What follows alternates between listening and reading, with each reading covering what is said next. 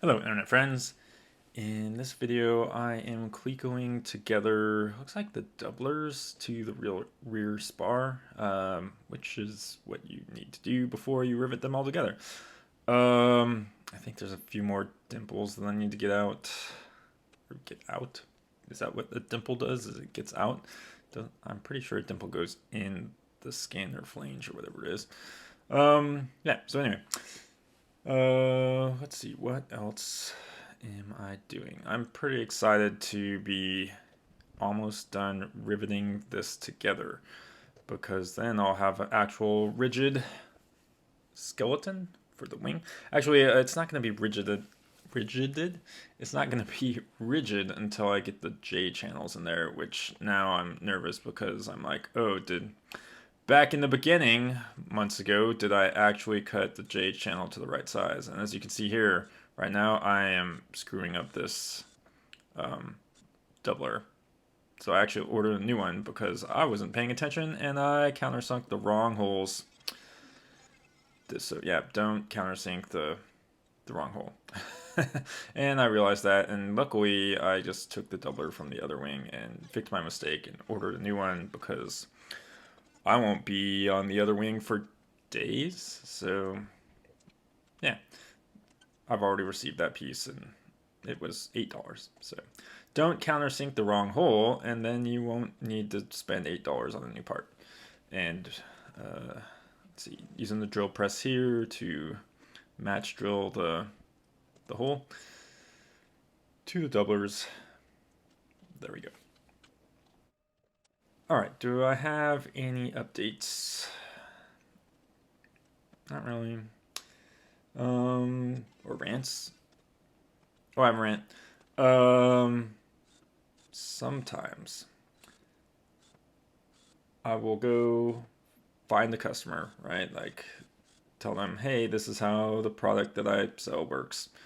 Show them all the cool things. And then when I go to sell it, I have to sell through what's called a channel partner, right? Because I can't sell directly to customers for reasons.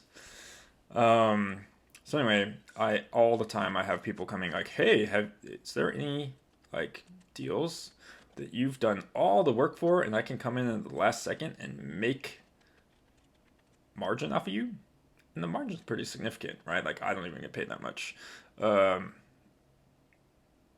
yeah, I really just want to send them a copy of the little red hen and be like, oh yeah, did you plant the seed? Did you harvest the wheat?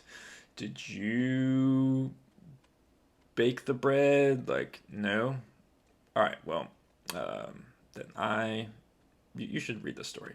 I think I just need to like buy 10 copies of that and mail that out whenever that happens. Oh, I did think of some news though. Last Friday, did I talk about this in the last video? I can't remember how long ago the last video was. Sorry. Last Friday, the Vans RV-14 webinar for Home Builders Week happened. So I watched that, and that was interesting.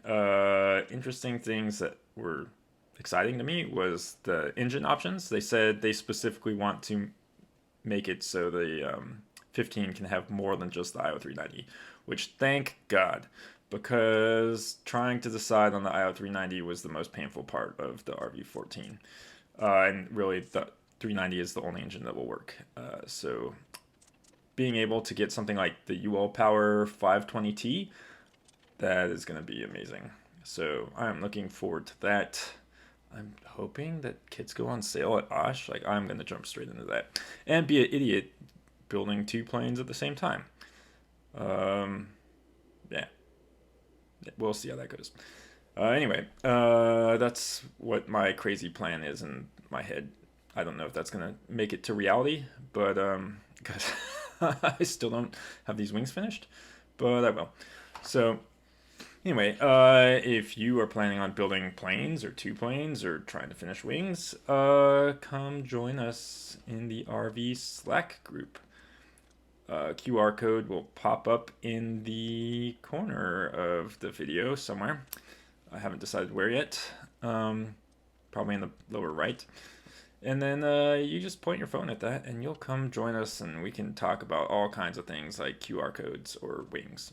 So I will see you there and see you in the next video.